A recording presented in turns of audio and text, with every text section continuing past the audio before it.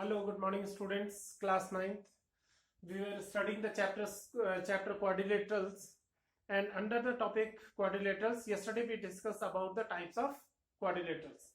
आज उसी type of quadrilaterals को थोड़ा सा और इलेबोरेट करते हैं कि टाइप्स ऑफ quadrilateral पे देखिए आपने पढ़े थे पैरेललोग्राम्स,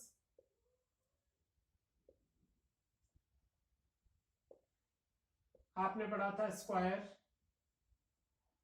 आपने पढ़ा था रेक्टेंगल, आपने पढ़ा था रोम्बस, आपने पढ़ा था kite end of course trapezium also. These were the quadrilaters that we have discussed yesterday. Today we are going to differentiate between these some of the figures like square. What is the difference between a square and a rhombus, right? Is a square a rectangle or a rectangle is a square? क्या है वो पढ़ेंगे. सबसे पहले square को देखिए. Square is a quadrilateral in which all its sides are equal. सारे के सारी साइड्स इक्वल होती हैं. ठीक.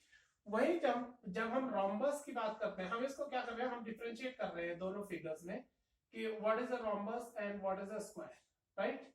स्क्वायर और रोम्बस को हम डिफरेंशिएट कर रहे हैं. देखिए इसकी चारों साइड इक्वल होती है और रोम्बस की भी चारों साइड्स क्या होती हैं, इक्वल होती है, राइट. पहला डिफरेंस कि इसकी जो एडजेसेंट साइड्स हैं, ये साइड और ये साइड, इन दोनों साइड्स के बीच का जो एंगल होता है वो 90 डिग्री होता है, जबकि इसके एंगल्स जो है जरूरी नहीं है कि 90 डिग्री हो, राइट.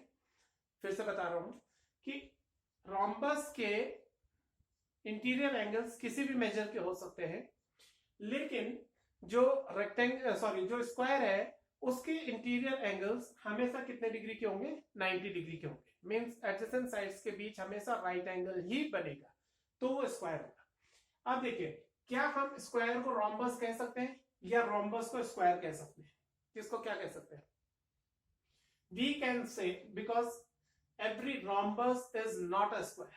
प्रत्येक रोम्बस स्क्वायर नहीं हो सकता है, लेकिन यहाँ पे 90 डिग्री की बाध्यता नहीं है. ये एंगल किसी भी मेजर का हो सकता है. अगर 90 डिग्री भी होगा तो भी वो रोम्बस कहला सकता है, राइट. इसलिए हम ये कहते हैं कि every square is a rhombus. प्रत्येक जो स्क्वायर है वो रोम्बस हो सकता है, लेकिन प्रत्येक जो रोम्बस है वो स्क्वायर नहीं हो सकता. ठीक, दो चीजें बता रहा हूं मैं आपको. सबसे पहले तो इसकी चारों साइड इक्वल है और इसकी भी चारों साइड इक्वल है, राइट.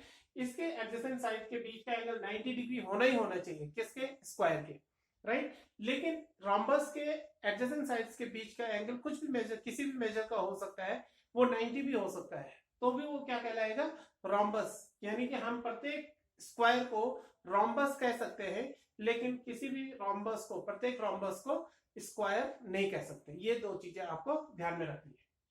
दूसरी चीज आती है एक स्क्वायर और एक रेक्टेंगल. अब देखिए, रेक्टेंगल की डेफिनेशन में क्या है कि इसके ऑपोजिट साइड्स जो है इक्वल होती है. ऑपोजिट साइड्स क्या होती हैं, इक्वल भी होती हैं और पैरेलल भी होती है. मींस ये साइड इस साइड के इक्वल हो गया और ये साइड इस साइड के इक्वल हो गया. ठीक. जो रेक्टेंगल की और एडजेसेंट साइड्स के बीच जो है 90 डिग्री का एंगल होता है रेक्टेंगल में. अब हम इस रेक्टेंगल को और स्क्वायर को कंपेयर करते हैं तो हम देखते हैं कि इसके ऑपोजिट साइड इक्वल हैं, जैसे कि रेक्टेंगल में होती है. दूसरा पेयर भी इक्वल है, जैसे कि इसमें रेक्टेंगल में है, दूसरा पेयर भी इक्वल है. अब आपको ये देखना है कि इसका 90 डिग्री का एंगल है, इसका भी 90 डिग्री का एंगल है.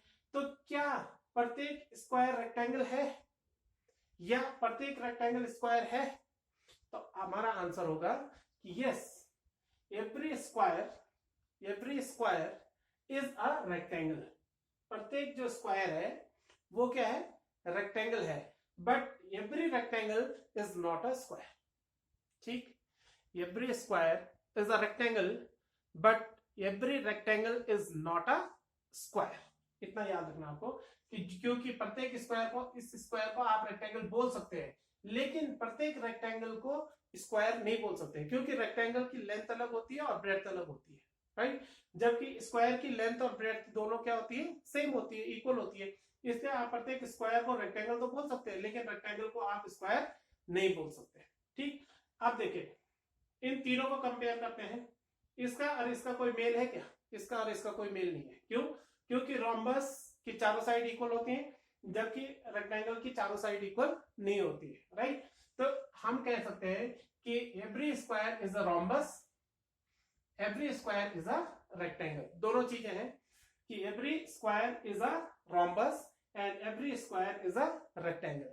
मतलब प्रत्येक स्क्वायर को, जो स्क्वायर है उसको हम रोम्बस भी बोल सकते हैं और रेक्टेंगल भी बोल सकते हैं, because of its properties, because it fulfils all the properties of a rhombus as well as all the properties of a rectangle. जो रेक्टेंगल की प्रॉपर्टीज होती है वो स्क्वायर जो है फुलफिल करता है। इसलिए हम बोलते हैं कि कोई भी जो स्क्वायर है वो रोम्बस भी हो सकता है और रेक्टेंगल भी हो सकता है, लेकिन प्रत्येक रोम्बस जो है स्क्वायर नहीं हो सकता है और ना ही प्रत्येक रेक्टेंगल जो है स्क्वायर हो सकता है, ठीक। दूसरी जब बात करते हैं डायगोनल्स की, तो diagonals are the perpendicular bisectors of square. Square की जो डायगोनल्स होती है वो एक दूसरे को परपेंडिकुलरली बाइसेक्ट करती हैं। परपेंडिकुलरली बाइसेक्ट मींस एक दूसरे के साथ 90 डिग्री का एंगल भी बनाएंगे और दोनों को इक्वल पार्ट्स में भी डिवाइड करेंगे। ये इसके इक्वल होगा और ये पार्ट इसके इक्वल होगा, right.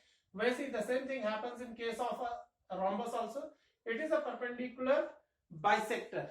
The diagonals are perpendicular bisectors of each other, but if the angle is not of 90 degree, then the diagonals are not equal. इसकी diagonals equal नहीं होती है, इसकी diagonals अलग अलग मेजर की होती है अगर ये एंगल डिफरेंट मेजर्स का हो। अगर 90 डिग्री होगा एंगल तब तो इक्वल होंगे, लेकिन अगर 90 डिग्री का एंगल नहीं होगा, इंटीरियर एंगल 90 डिग्री का नहीं होगा, तो डायगोनल्स भी इक्वल नहीं होंगे, ठीक। डायगोनल्स अलग अलग मेजर की होंगी, but of course they are the perpendicular bisectors of each other, right. In third case, in case of a rectangle, the diagonals are equal and they bisect each other. The diagonals are equal and they bisect each other. एक दूसरे को bisect करती है, दो equal parts में divide करेंगे, ये part इसके इक्वल होगा और ये वाला पार्ट इसके इक्वल होगा। लेकिन इन दोनों बाइसेक्टर्स के बीच जरूरी नहीं है कि जो एंगल है वो कितने डिग्री का हो, 90 डिग्री का हो। 90 डिग्री का एंगल तभी बनेगा जब वो स्क्वायर होगा, मींस लेंथ और ब्रेड्थ जब इक्वल होगी तभी 90 डिग्री का एंगल बनेगा।